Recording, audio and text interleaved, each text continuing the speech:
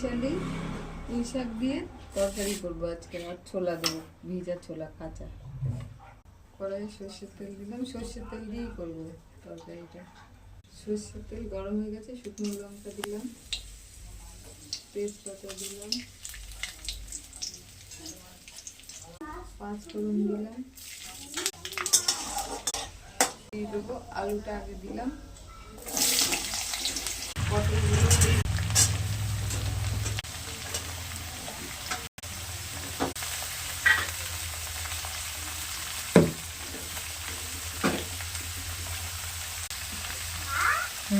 গাছে গাছে দিয়ে দিলাম।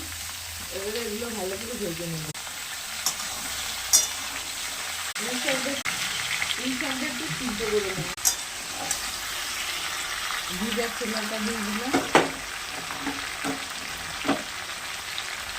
টমাটোটাও দিয়ে দেবো।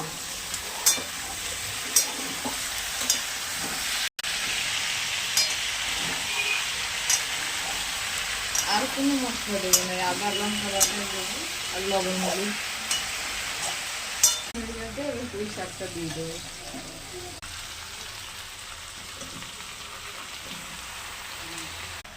এবার লবণ হলুদটা দিয়ে দিচ্ছি। চিনি দেবো, নিরামিষ তো একটু চিনিটা বেশি দিলাম। পুঁই শাক সিদ্ধ করার জলটুকুই দেবো, আর কোনো জল দেবো না। এবার আর জল দেবো না, এবার ঢাকা দিয়ে দেবো, হয়ে যাবে। আর কোনো মশলাই দেবো না।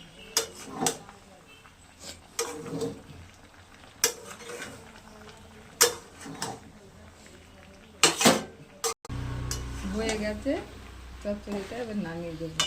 নামিয়ে দেবে না।